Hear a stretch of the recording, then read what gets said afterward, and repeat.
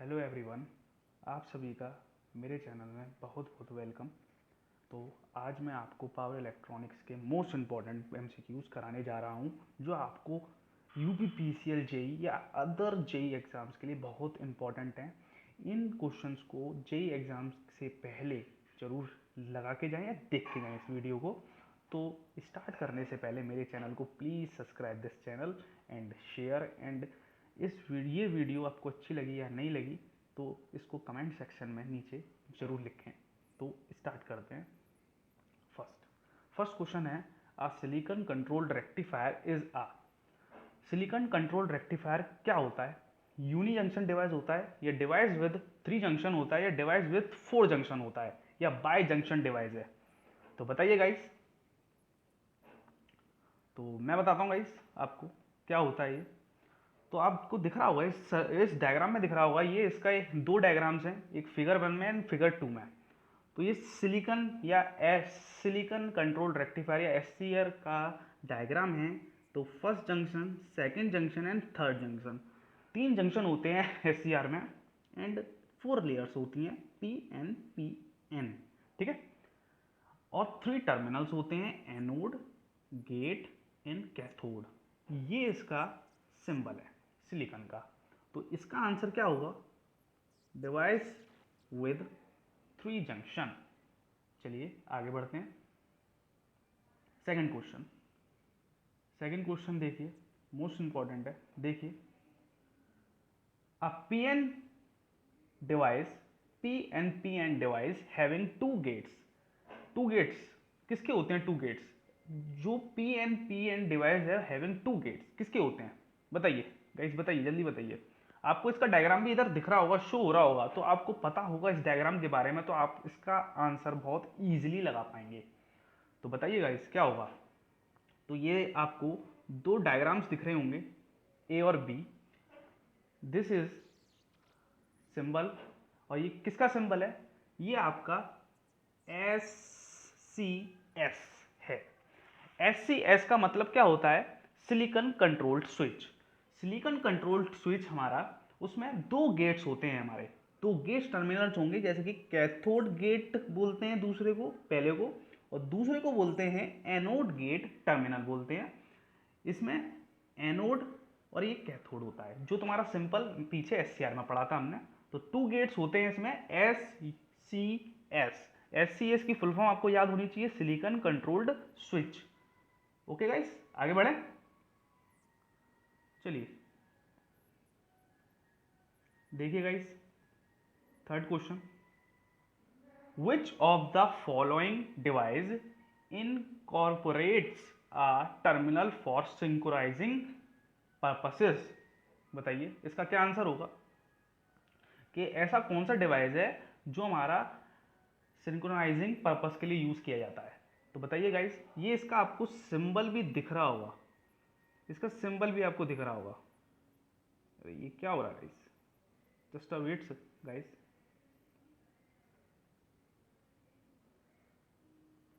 या गाइस बताइए क्या है ये?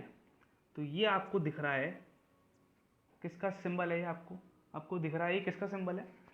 ध्यान से देखिए, अभी पीछे का हमने पढ़ा है S U S. S U S का क्या नाम होता है? पीछे पढ़ा नहीं है वैसे हमने, पर इसका नाम आपको पता होना चाहिए। एस यू एस का सिलिकॉन यूनिलेटरल स्विच, याद रखना है इसका, याद रखना, सिलिकॉन यूनिलेटरल स्विच। आपको सीधे ही फुल फॉर्म पूछ सकता है एग्जाम में। तो इसका जो आंसर होगा आपको S B S. S B S मतलब silicon bilateral switch, silicon bilateral switch. Okay guys, silicon bilateral switch. इसमें anode, cathode, anode gate and cathode 3 terminals मिलते हैं। तो इसका आंसर ये होगा। चलिए गाइस आगे बढ़ते हैं थर्ड क्वेश्चन में, फोर्थ क्वेश्चन पे सॉरी। तो ये बताइए, what condition in forward blocking mode is? क्या कंडीशन होती है फॉरवर्ड ब्लॉकिंग मोड में? तो बताइए क्या होती है कंडीशन? आपको इस क्वेश्चन को कराने से पहले या समझाने से पहले आप इसका आंसर जरूर कमेंट सेक्शन में दें। तो कराऊंगा इस, स्टार्ट करते हैं। तो आपको एक बार समझाता हूँ, ये है इसका डायग्राम। समझिए, ध्यान से समझिए, ये फॉरवर्ड ब्लॉकिंग मोड होता क्या है, ध्यान से समझिएगा। तो फॉरवर्ड ब्लॉकिंग मोड में हम क्या करते हैं, फॉरवर्ड ब्लॉकिंग मोड में जी इसके एनोड पे हम पॉजिटिव टर्मिनल से जोड़ते हैं बैटरी और ये नेगेटिव टर्मिनल से जोड़ते हैं, जो फॉरवर्ड वाइज रहेगा, आपको दिख भी रहा है फॉरवर्ड वाइज है। एंड गेट पे हम क्या करते हैं, गेट पे हम नेगेटिव और पॉजिटिव जोड़ते हैं, जिससे ये क्या होता है, ये फॉरवर्ड कंडीशन में आ जाता है। आपको दिख रही है कि नेगेटिव जो टर्मिनल है वो गेट के पॉजिटिव टर्मिनल से जुड़ा हुआ है और जो पॉजिटिव टर्मिनल है बैटरी का वो आप कैथोड के नेगेटिव टर्मिनल से जुड़ा हुआ है, तो जिससे कि ये है एक reverse bias condition R B, और ये है forward bias condition. Okay guys, समझ में आ रहा है आपको फॉरवर्ड बायस कंडीशन। तो हम क्या बोल सकते हैं, इसके जो आउटर टर्मिनल या आउटर जंक्शंस होंगे वो इसके फॉरवर्ड बायस होंगे, एंड रिवर्स बायस के कारण जो इनर जंक्शन होगा वो इसका रिवर्स बायस होगा। तो इसका आंसर आपको पता लग गया। तो इसका आंसर क्या होगा, पढ़िए पहला, outer junction is reverse bias, no guys ये भी नहीं होगा। All junction are reverse bias, ये भी नहीं होगा। Outer junction is forward bias and inner junction is forward, नहीं गाइस अभी हमने पढ़ा था कि outer junction is forward bias and inner junction is reverse bias. तो इसका आंसर क्या होगा गाइस, बताइए क्या होगा। इसका आंसर फोर्थ होगा। ठीक है गाइस, अभी पीछे समझाया था आपको मैंने, तो आगे बढ़ते हैं। ठीक है, तो पांचवें क्वेश्चन पे या फिफ्थ क्वेश्चन पे आते हैं, what condition in reverse blocking mode is ah, बताइए। अभी पीछे हमने पढ़ा था फॉरवर्ड ब्लॉकिंग मोड पढ़ा था, अब मैंने इसमें ये ट्विस्ट डाला है कि रिवर्स ब्लॉकिंग मोड डाला है मैंने, कि रिवर्स ब्लॉकिंग मोड कंडीशन में कौन सी कंडीशन आपको सेटिस्फाई करती है, तो आप बताइए और कमेंट सेक्शन में इसका आंसर बताइए, और मैं इसको आपको थोड़ा समझाता हूँ, थोड़ा डेप्थ में समझाता हूँ। ओके गाइस, आगे बढ़ते हैं, समझाता हूँ इसके बारे में भी आपको। ठीक है, तो क्या होता है फॉरवर्ड या रिवर्स, फॉरवर्ड समझ गए, अब reverse blocking mode. Reverse blocking mode में क्या होता है, समझिए गाइस। तो हम क्या करते हैं, पॉजिटिव टर्मिनल को बैटरी के नेगेटिव टर्मिनल से जोड़ेंगे एंड एससीआर के नेगेटिव टर्मिनल को बैटरी के पॉजिटिव टर्मिनल से जोड़ेंगे, जिससे कि ये रिवर्स बायस कंडीशन में आ जाएगा। ओके, और जो गेट के पॉजिटिव टर्मिनल को बैटरी के पॉजिटिव टर्मिनल से एंड बैटरी के नेगेटिव टर्मिनल को एससीआर के नेगेटिव टर्मिनल से जोड़ेंगे, जिससे कि ये फॉरवर्ड बायस में आ जाए कंडीशन में।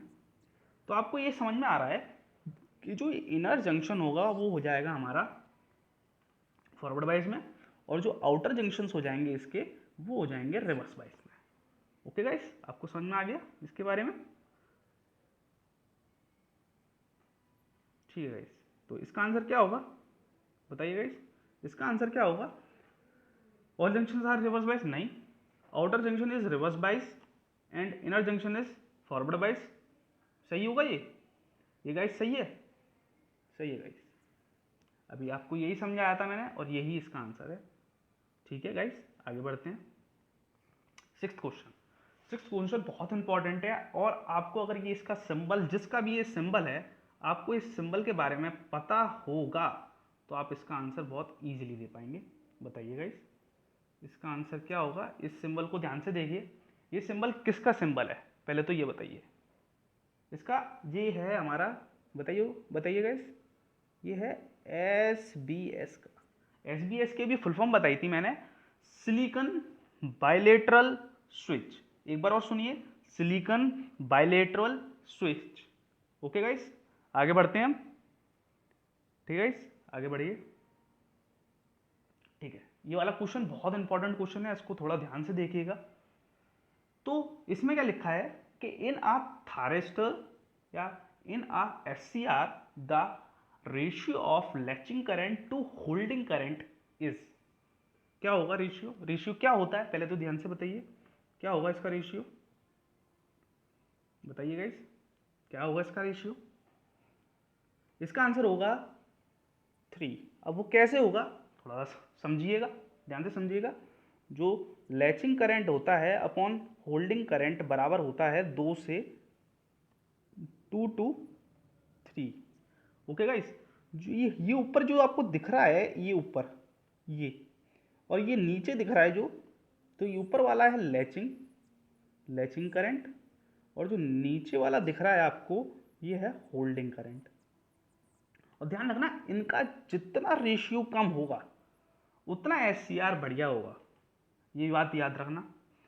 तो ये चीज़ आपको समझना बहुत ज़रूरी है एससीआर के बारे में। इसकी करेक्टरिस्टिक्स के बारे में भी अभी मैं आगे समझाता हूँ। इससे रिलेटेड एक और मैंने क्वेश्चन लिया है, तो ध्यान से इस बात को याद रखें कि हम 2:3 रेशियो ले लेते हैं, latching current to holding current. Okay guys, आगे बढ़ें।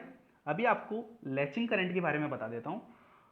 करंट की वो मिनिमम वैल्यू जिसपे एससीआर ऑन स्टेट में होता है, और होल्डिंग करंट वो करंट होती है मिनिमम जिसपे एससीआर ऑफ स्टेट में आता है। ओके गाइस, आगे बढ़ें। क्लियर है सबको? ओके गाइस, तो ये क्वेश्चन बहुत इंपॉर्टेंट क्वेश्चन है, 8th क्वेश्चन, तो ध्यान से इसे समझिए और पढ़िए और इसका आंसर जरूर दीजिए। ध्यान से पहले दीजिए इसका आंसर, तो मैं पढ़ भी देता हूं साथ में। A voltage source 200 sin T341T is applied to a thyristor controlled half wave rectifier with resistive load of 50 ohm. Okay guys, if the firing angle is 30 degree with respect to supply voltage waveform, the average power in the load is, बताइए guys, इसका answer बताइए। बहुत अच्छा question है और बहुत important question है, आपके लिए बहुत इंपॉर्टेंट क्वेश्चन है। तो इस क्वेश्चन का प्लीज बहुत अच्छी तरह से आंसर दीजिए और इसको कमेंट सेक्शन में जल्दी से जल्दी इसका आंसर दीजिए, सॉल्व कीजिए, फिर मैं आपको सॉल्व करके इसका आंसर बताता हूँ। ओके गाइस, दीजिए आप इसका आंसर, फिर मैं आपको इसका आंसर सॉल्व करके बताता हूँ। तो स्टार्ट करते हैं। तो हमें क्या बोला है कि अल्फा कितना दिया है हमें, this is a firing angle जिसपे गेट स्टार्ट होता है, गेट अपना फॉरवर्ड वाइज में आता है इस पे, तो 3 डिग्री हमें 30 डिग्री हमें दिया है फायरिंग एंगल। जो वी मैक्सिमम कितना दिया हमें, बताइए गाइस, वी मैक्सिमम कितना दिया है, 200 वोल्ट। ओके गाइस, आपको दिख रहा होगा। तो इससे एक रिलेटेड फॉर्मूला है, इस फॉर्मूले को ध्यान से जानिए। सबसे पहले हम क्या निकालते हैं, एवरेज वोल्टेज निकालते हैं। तो इसके मैं सारे फॉर्मूले अगले वीडियोस में दे दूंगा, सारे के सारे फॉर्मूले आपको पावर इलेक्ट्रॉनिक्स के। तो इसको करने के लिए, इस क्वेश्चन को करने के लिए कौन सा फॉर्मूला लगेगा, तो वी एवरेज बराबर V max upon 2, V max upon 2 pi bracket में 1 plus cos alpha, 1 plus cos alpha. Okay guys, 1 plus cos alpha. तो हमें बी मैक्सिमम कितना दिया है, 200 दिया है, एंड 2 दिया है, पाई की वैल्यू आपको पता ही है 3.14, और कॉस की वैल्यू आपको पता ही है, कॉस अल्फा क्या होता है, कॉस अल्फा, अल्फा दिया है 30, तो कॉस 30 की वैल्यू कितनी होती है, गाइस, 1/2 होती है, या 1/2 होती है, 3/2 होती है, तो √3/2 होती है। ठीक है। तो आपका जो वी एवरेज आएगा सॉल्व करने के बाद, जब आप इसको सॉल्व कर लेंगे, तो वी एवरेज आपका कितना आएगा, वी एवरेज आएगा आपका 59.394। ठीक है भाई, ठीक है।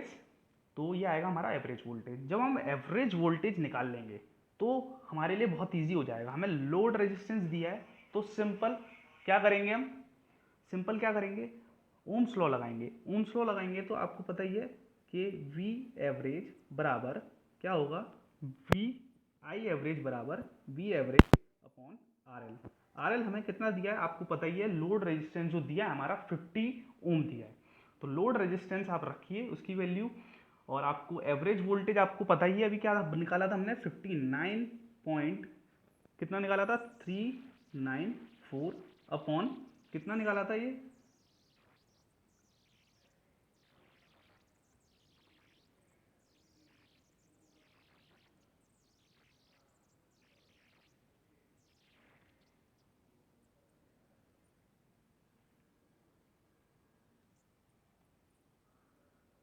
तो गाइस कितना निकाला था हमने, तो आई एवरेज था ये हमारा, ये निकाल रहे थे हम। तो दिस इज हमारा, ये हमारा आई एवरेज, ये आई एवरेज निकाल लेते। बी एवरेज अभी निकाला था, लोड हमारा है 50, ठीक है। तो आई एवरेज आपका डिवाइड करने के बाद कितना आएगा गाइस बताइए। जो हमारा आई एवरेज आएगा वो कितना आ रहा है, आई एवरेज आ रहा है हमारा 1.18 एम्पियर के आसपास आएगा। ओके गाइस, अब हमें पावर निकालनी है। पावर का आपको फॉर्मूला पता है, पी आउटपुट बराबर V average into I average. Okay, आपको v की वैल्यू, v एवरेज की वैल्यू पता ही है कितनी थी, 59 पॉइंट समथिंग कुछ आया था हमारा। एंड मल्टीप्लाई हमारा क्या है, हमने जो अभी निकाला है 1.18 निकाला है। इसको मल्टीप्लाई करने के बाद गाइस आप क्या करोगे, इसका मल्टीप्लाई करने के बाद इसका आंसर आएगा 70 पॉइंट कितना आएगा, 70.6 वॉट आएगा। और ये आंसर हमारा बिल्कुल करेक्ट है। ओके गाइस, आगे बढ़ते हैं। आपको क्लियर हुआ, और नहीं हुआ तो आप कमेंट सेक्शन में इसे जरूर बताइए। ठीक है, आगे बढ़ते हैं।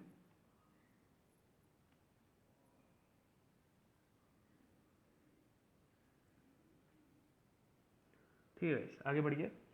तो आगे बढ़ते हैं। तो ये क्या लिखा है, the latching current of a SCR is 21 milli ampere, its holding current will B.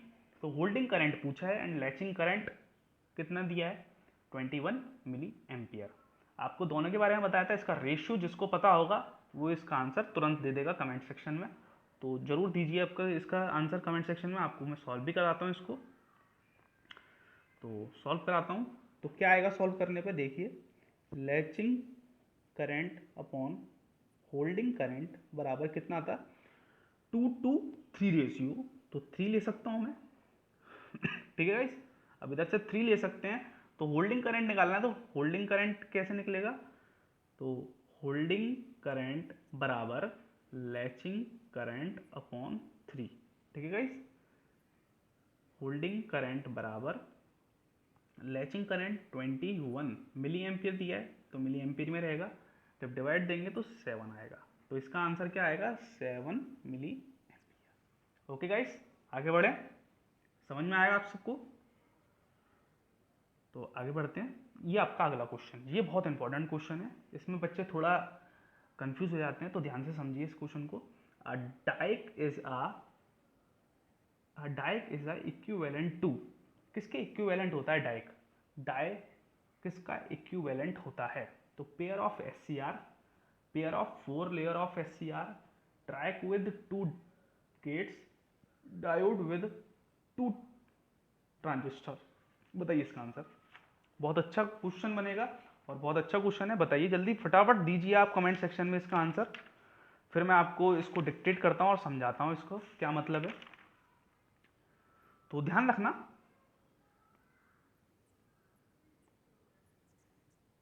ध्यान रखना गाइस, इसका क्या हुआ,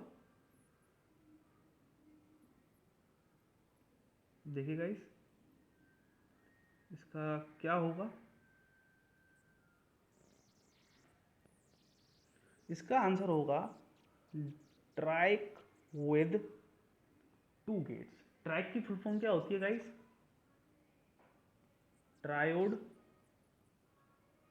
triode AC, alternating current, triode AC। तो इसका क्वेश्चन का यही आंसर होगा। और जो ट्राइक हमारा यूज किया जाता है वो ट्रिगरिंग किसकी ट्रिगरिंग करने के यूज किया जाता है, जैसे speed control of universal motor के लिए यूज किया जाता है, और थर्मल कंट्रोलिंग डिवाइस के लिए भी यूज किया जाता है हमारा ट्राइक का। तो ये 2 चीजें आप याद रखिए। और अब आगे बढ़ते हैं गाइस। तो अगला क्वेश्चन, ये बहुत इंपॉर्टेंट क्वेश्चन है, इधर बच्चा कंफ्यूज होता ही होता है। तो the turn on time of a normal thyristor या SCR बोलते हैं, is dash turn off time. बताइए गाइस, बहुत इंपॉर्टेंट है और ध्यान से समझिएगा इस चीज को। अगर नहीं आता तो कमेंट सेक्शन में बताइए, या आता है तो उसका आंसर जरूर दीजिए नीचे। तो आपको समझाता हूँ गाइस क्या आंसर है इसका। तो इसका आंसर जो होगा वो क्या होगा, थोड़ा सा आप सोचिए फिर मेरे को बताइए। थोड़ा सा सोचिए, क्योंकि सोचना भी बहुत जरूरी है। सोचोगे नहीं तो कैसे काम चलेगा। तो इसका आंसर है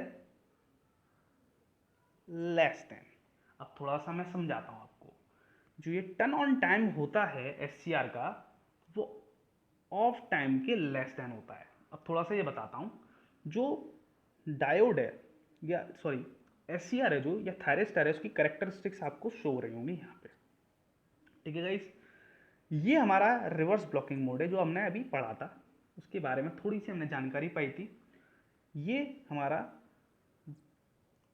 रिवर्स ब्लॉकिंग मोड है, और ये गाइस हमारा फॉरवर्ड लीकेज करंट है, और इसे दूसरा नाम क्या बोलते हैं, फॉरवर्ड ब्लॉकिंग मोड।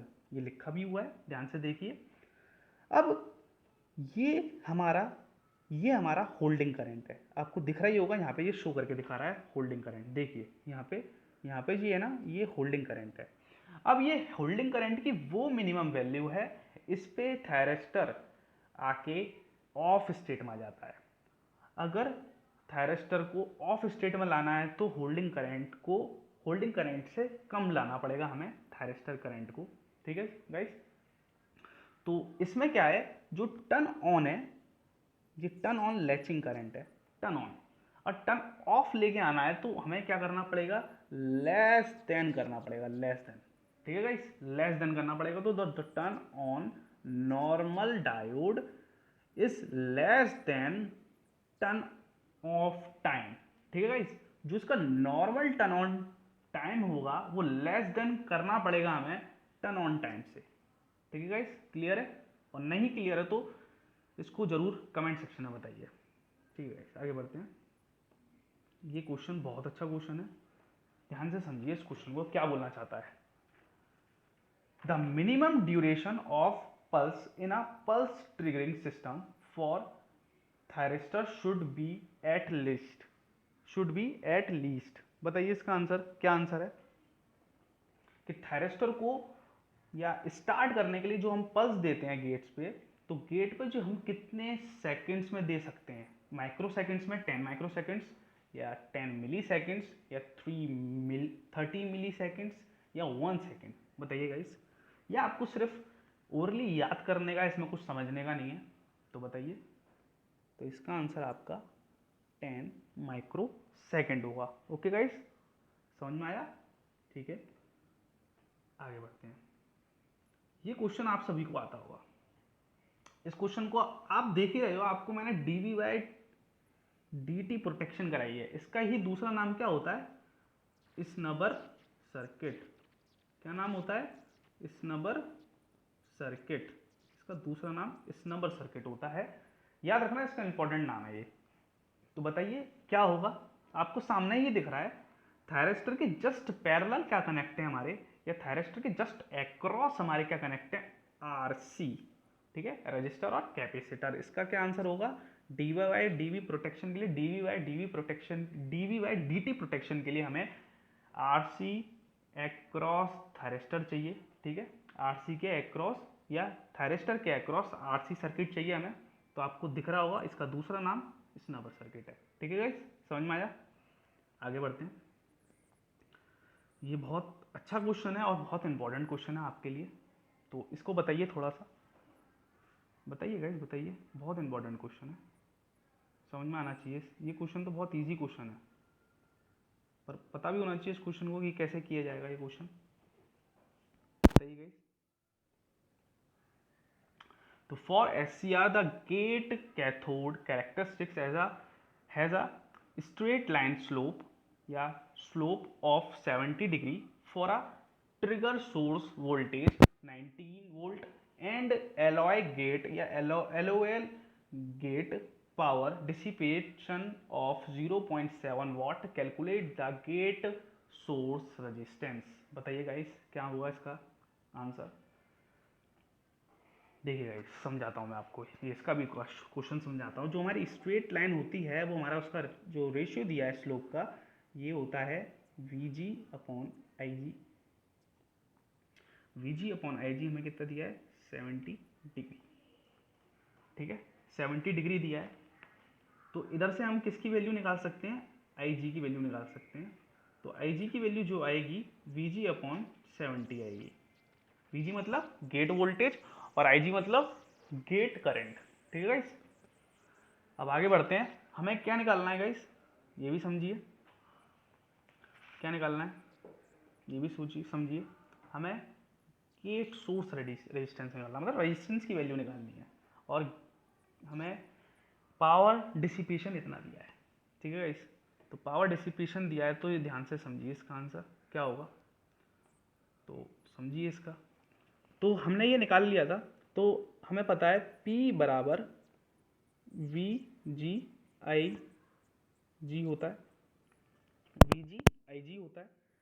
और जो हमने किसकी वैल्यू निकाली है आपको पता भी है, ये आपको पता है ये कितना दिया हमें, 0.7 दिया है। ठीक है गाइस, और जो हमें अभी हमने किसकी वैल्यू निकाली थी, वी जी की वैल्यू निकाली थी। वी जी कितनी निकाली थी,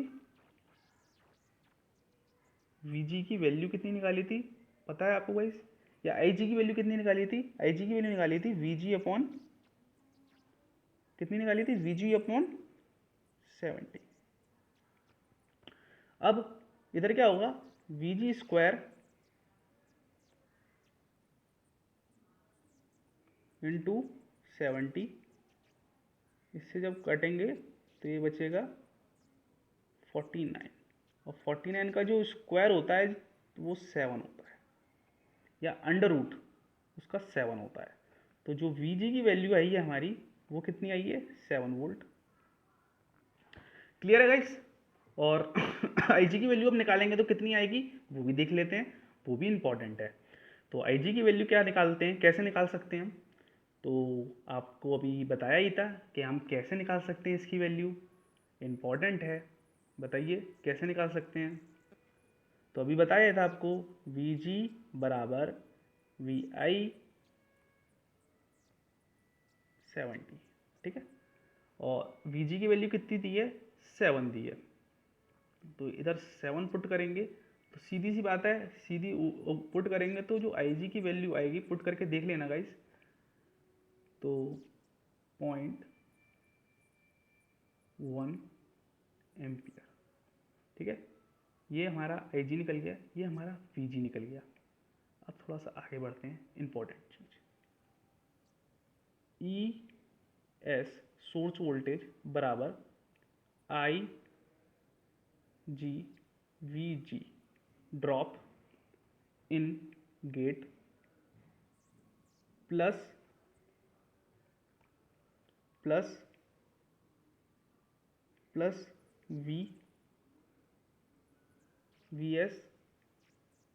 ओके गाइस, तो ये कितना मिला है हमें, ये हमें कितना दिया है, 19 वोल्ट। ठीक है, वोल्ट ड्रॉप होता है, ये होता है, ये होता है वी जी। ठीक है गाइस, ये होता है हमारा वी जी।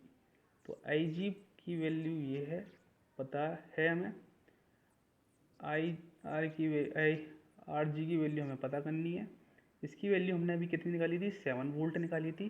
ठीक है, हम इधर इसको माइनस कर देंगे, और अपॉन आई जी की वैल्यू हमने कितनी रखी थी, 0.1 बराबर आर जी। ठीक है गाइस, अब थोड़ा सा आगे देखते हैं ध्यान से। जो आर की वैल्यू कितनी होगी करके देखिए, 19 माइनस 1 या 7 सॉरी 0.1। तो जो आर जी की वैल्यू कितनी होगी हमारी, देखिए करके कितनी आएगी, 120 ओम। तो इसका आंसर क्या होगा, थर्ड। ठीक है गाइस, थोड़ा सा और आगे चलते हैं, समझते हैं और आगे क्या क्वेश्चन है ये। This is a most important question. तो 15 वाला इंपॉर्टेंट क्वेश्चन है, for a string voltage of a 30 600 volt, we use 6 SCR and voltage across each SCR is 650 volt.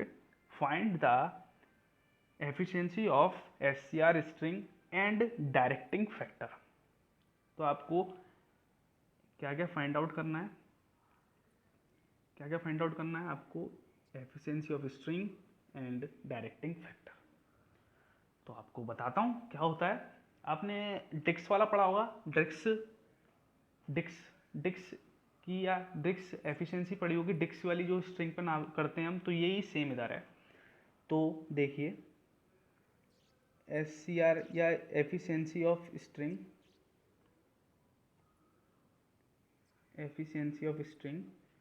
क्या होगा, जो टोटल वोल्टेज होगा हमारा, ठीक है, इस स्ट्रिंग का जो टोटल वोल्टेज होगा into number of SCR into voltage across each SCR is 650। This is efficiency इधर से निकल जाएगी आपकी। तो कितनी आएगी कैलकुलेट करने के बाद, अब जब करेंगे कैलकुलेट तो 92.3%। तो गाइस इधर तो हमें दिख गया 92.3%। डायरेक्टिंग फैक्टर भी आपको बता दूंगा, ठीक है गाइस। तो डायरेक्टिंग फैक्टर क्या होता है ये भी बताना बहुत इंपॉर्टेंट है। तो डायरेक्टिंग फैक्टर क्या होता है, 1 माइनस एफिशिएंसी। तो एफिशिएंसी हमारी कितनी निकली थी, उसे हम परसेंटेज से पॉइंट्स में कर लें तो 0.923 होगी। जब माइनस करेंगे तो आएगा हमारा 0.0777। दिस इज डायरेक्टिंग फैक्टर, ठीक है। इसका आंसर आपका थर्ड बनेगा, ठीक है। 16 क्वेश्चन बहुत इंपॉर्टेंट क्वेश्चन है। यह आपका UPPCL जेई में 2019 में आया था एंड लास्ट एग्जाम यही था आपका। तो देखिए ध्यान से, वैल्यूज आपको अलग मिल सकती हैं पर क्वेश्चन बिल्कुल सेम है। तो देखते हैं इसको कैसे, ये क्वेश्चन का क्या मतलब है। 4 SCR are connected together to form a series string. The voltage across the thyristor are 450 volt, दूसरा 350 वोल्ट, 250 वोल्ट, 1500 वोल्ट, ठीक है, रेस्पेक्टिवली।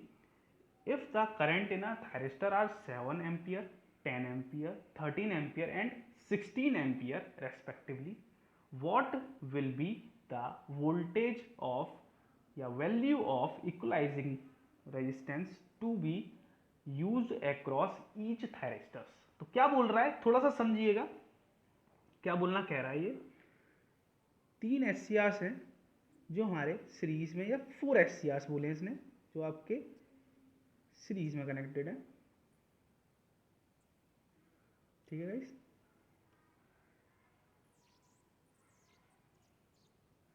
ठीक है, अगर हर अगर हमें स्प्रिंग की एफिशिएंसी बढ़ानी है तो हमें जो इसके अक्रॉस इक्वल रेजिस्टेंस लगाने पड़ेंगे इक्वल वोल्टेज ड्रॉप करने के लिए। तो इसी को बोलते हैं इक्वलाइजिंग रेजिस्टेंस, ये इक्वलाइजिंग रेजिस्टेंस, ठीक है। इधर हमें रेजिस्टेंस लगाने पड़ेंगे इक्वल। तो ये इसी रेजिस्टेंस की वैल्यू पूछ रहा है, आर की, ठीक है। ये पहला, ये दूसरा SCR, ये तीसरा SCR, ये फोर्थ SCR, ठीक है सर, ठीक है, सबको क्लियर है ये। अब थोड़ा सा आपको ये समझाता हूँ। यहाँ पे टोटल आई करंट आ रहा है, इधर भी टोटल आई करंट आ रहा है। इन सब के अक्रॉस वोल्टेज दिया है 450, दूसरा दिया है 350, तीसरा दिया है 250, चौथा दिया है 150, और ये टोटल वोल्टेज जो होता है हमारा, ये VS होता है, सोर्स वोल्टेज। टोटल वोल्टेज को बोलते हैं सोर्स वोल्टेज, जो इनके अक्रॉस में ड्रॉप हो रहा होता है, या वोल्टेज की वैल्यू होती है इन ईच एस के बीच की। तो इन सबको टोटल करने के बाद हम बोलते हैं इसको सोर्स वोल्टेज। ठीक है, ध्यान से याद रखना। ये हमारी होती है, कितनी दी है, 7 एम्पियर पहले में, दूसरे में हमारी 10 एम्पियर, तीसरे में कितना जा रहा है 13 एम्पियर, चौथे में कितना जा रहा है 16 एम्पियर। ठीक है गाइस, ये भी समझ में आ रहा है। तो ये होती है हमारी आई बेस मिनिमम, ये होती है हमारी आई बेस मैक्सिमम, तो थोड़ा सा आपको यहाँ पे क्लियर करके और थोड़ा सा बताता हूँ। जो हमारा डेल्टा आई बी हमें निकालना होगा, अगर ये फॉर्मूले में है तो बताऊंगा अभी आपको। तो डेल्टा आई बी निकालना होगा तो आई मैक्स या I B max minus I B minimum. ठीक है गाइस, आई बी मैक्स बराबर आई बी, तो आई बी मैक्स कितना दिया है 10, आई बी मिनिमम कितना दिया है 7, जो ये second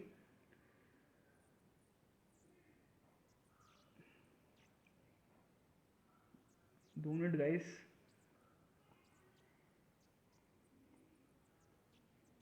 just a wait guys. बहुत अच्छा क्वेश्चन है, बहुत ज़्यादा अच्छा क्वेश्चन है ये हमारा। डेल्टा आई बी बराबर I B max minus I B minimum, ये कितना दिया है 10, ये दिया है हमारा 7, ये आएगा हमारा कितना आएगा हमारा 3 एम्पियर। ठीक है गाइस, ये हमारा पहले सेकंड एक्ससीआर में हो रहा है, करंट जा रहा है ये, और ये पहले एक्ससीआर में करंट जा रहा है। तो जो डेल्टा आई बी की वैल्यू निकली है, ध्यान से गाइस देखिएगा और नोट करते जाइएगा, डेल्टा आई बी की वैल्यू है आई बी की 3 एम्पियर। ठीक है गाइस, अब मैं इसका फॉर्मूला थोड़ा सा आपको बताने वाला हूँ। आर का फॉर्मूला कैसे निकालते हैं,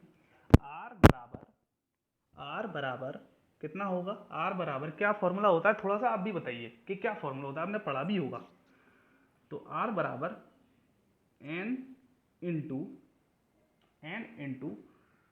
फर्स्ट एससीआर में जो हमारा वोल्टेज ड्रॉप हो रहा है, ठीक है, या जो वोल्टेज दिया है फर्स्ट एससीआर में, माइनस क्या है, माइनस वी एस बताया था आपको, जो टोटल वोल्टेज होता है, जो सोर्स वोल्टेज होता है, सभी जो थायरिस्टर के बीच, जो सभी थायरिस्टर के बीच में जो वोल्टेज दिया है उसका सम होता है हमारा वी एस। ठीक है गाइस, और n माइनस वन इंटू क्या होता है n माइनस वन इंटू, ये क्या है, यहाँ पे क्या होगा गाइस, ध्यान से बताइए, यहाँ पे क्या होगा डेल्टा आई बी, इसलिए मैंने निकाला था इसको। तो ये फॉर्मूला ध्यान से देख लीजिए। n की वैल्यू कितनी दी है, नंबर ऑफ थायरिस्टर्स कितने हैं हमारे 4 हैं, n की वैल्यू इनटू ये हमारी फर्स्ट की वोल्टेज, एंड टोटल वोल्टेज कितनी गिन लो, गिन के बताइए कितनी होगी,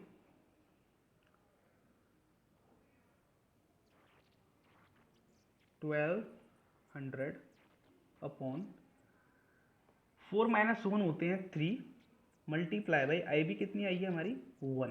ठीक है, तो हम इसको जब कर लेंगे कैलकुलेट तो 1800 माइनस 1200 अपॉन 3 इंटू आई बी कितना आया था, 7 नहीं आया था, सॉरी गाइस 3 आया था। तो ये आएगा हमारा 600 अपॉन कितना आएगा 9, और आंसर क्या आएगा हमारा 66.6 ओम। दिस इज थर्ड आंसर आए इसका। ठीक है, आगे बढ़ते हैं। ये भी इंपॉर्टेंट क्वेश्चन है आपके लिए, इसे ध्यान से देखिएगा। 17 question, the SCR is create 2 transistor model in the sum of anode current. ठीक है गाइस, तो ये एक SCR है, SCR का ये सिंबल दिया है। SCR को 2 टाइप से तोड़ा जा सकता है या डिवाइड किया जा सकता है, इसे ही बोलते हैं 2 ट्रांजिस्टर मॉडल। पहला टूटा हमारा PNP में, और दूसरा टूटा है NPN में। ठीक है गाइस, ये इसका ये वाला डायग्राम है। तो एनोड करंट पूछा है। अब एनोड करंट ये होता है हमारा, ये है हमारा एनोड करंट और this is the cathode current.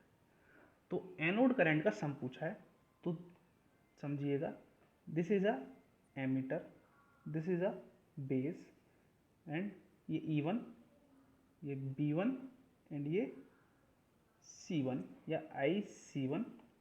ठीक है गाइस, ये वाला IC1 और IC1 ये हमारा जो होगा ये बेस B2 होगा, और ये नीचे वाला गाइस जो होगा ये हमारा होगा IC2। तो याद रखिए कि जो एनोड करंट होता है हमारा, ये हमारा कैथोड करंट फर्स्ट का एंड कैथोड करंट सेकंड का सम होता है। तो कहीं दिख रहा है, यहाँ दिख रहा है थर्ड में। ठीक है गाइस, ये हमारा यूपीपीसीएल में आया हुआ सवाल है, ये यूपीपीसीएल 2018 में आया हुआ सवाल है, याद रखना, जेई में आया हुआ है। ठीक है गाइस, आगे बढ़ते हैं।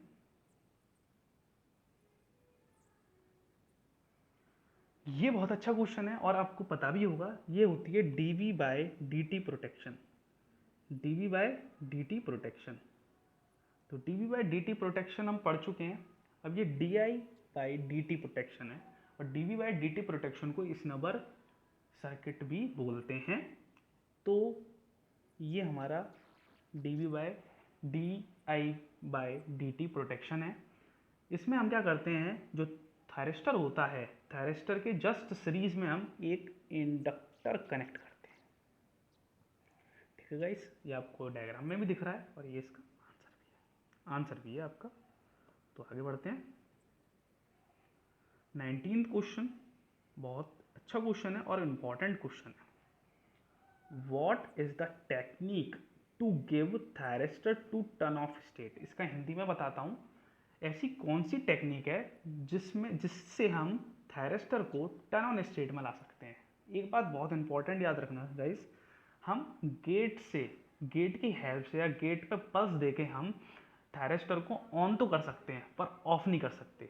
तो उसके लिए एक ऑफ करने के लिए एक प्रोसेस या टेक्निक होती है। उस टेक्निक का नाम क्या होता है? अगर आपको पता हो तो इन 4 ऑप्शंस में से एक ऑप्शन है, तो इसे कमेंट सेक्शन में जरूर लिखिए। तो ध्यान से समझिएगा। तो इसमें गेट टेक्निक नहीं, ये भी नहीं होती, फॉरवर्ड वोल्टेज टेक्निक नहीं होती, लाइट टेक्निक नहीं होती, इसमें होती है हमारी कम्यूटेशन टेक्निक, जिसकी हेल्प से हम थायरिस्टर को ऑन स्टेट से ऑफ स्टेट में इजीली हम ला सकते हैं। ओके गाइस, ठीक है गाइस, अब थोड़ा सा और आगे बढ़ते हैं। और आगे एक क्वेश्चन बहुत इंपॉर्टेंट है, इसे भी देखिए। जो कम्यूटेशन टेक्निक होती हैं वो हमारी 2 टाइप की होती हैं, नेचुरल कम्यूटेशन टेक्निक एंड दूसरी फोर्स्ड कम्यूटेशन टेक्निक। उसी से एक रिलेटेड मैंने क्वेश्चन उठाया है। तो जो ऐसी कौन सी एप्लीकेशन में यूज़ होती है हमारी फोर्स कम्यूटेशन टेक्निक, बताइए। पहला जो ऑप्शन है फेस कंट्रोल रेक्टिफायर में, या एसी वोल्टेज कंट्रोलर में, या स्टेप डाउन कंट्रोलर में, या वो साइक्लो कन्वर्टर में, या स्टेप अप साइक्लो कन्वर्टर में। बताइए इसका आंसर गाइस। इसका आंसर होगा स्टेप अप साइक्लो कन्वर्टर। अब स्टेप अप साइक्लो कन्वर्टर होता क्या है? जो फ्रिक्वेंसी को, लो फ्रिक्वेंसी को हाई फ्रिक्वेंसी में, जो लो फ्रिक्वेंसी को किस में चेंज करता है? हाई फ्रिक्वेंसी में चेंज करने का काम करता है, वो होता है हमारा साइक्लो कन्वर्टर। और ये इसमें हम कौन सी प्रोसेस यूज करते हैं? फोर्स कम्यूटेशन प्रोसेस यूज करते हैं, या फोर्स कम्यूटेशन टेक्निक यूज करते हैं। तो गाइस, आपको ये वीडियो कैसी लगी? और आपको एक क्वेश्चन भी देता हूँ, और इस क्वेश्चन को कमेंट सेक्शन में इसका आंसर बताइए इस क्वेश्चन का। तो इस क्वेश्चन का मतलब क्या है? ऐसा कौन सा एप्लीकेशन हमारा यूज़ होता है नेचुरल कम्यूटेशन में? अभी आपको बताई थी मैंने, जो कम्यूटेशन टेक्निक्स होती हैं वो 2 टाइप की होती हैं हमारी, नेचुरल कम्युनिकेशन टेक्निक और हमारी दूसरी होती है फोर्स कम्युनिकेशन टेक्निक। तो इसमें ऑप्शन बताइए, चॉपर होता है या इन्वर्टर होता है या स्टेप अप साइक्लो कन्वर्टर होता है या एसी वोल्टेज कंट्रोलर होता है। तो इसका आंसर आप कमेंट सेक्शन में दें। और आपको ये वीडियो अच्छी लगी तो इस वीडियो को फीडबैक दें जरूर कमेंट सेक्शन में। और इस प्रकार की वीडियो आपके लिए लाता रहूँगा मैं। And thank you and subscribe this channel and share and like. We love you guys.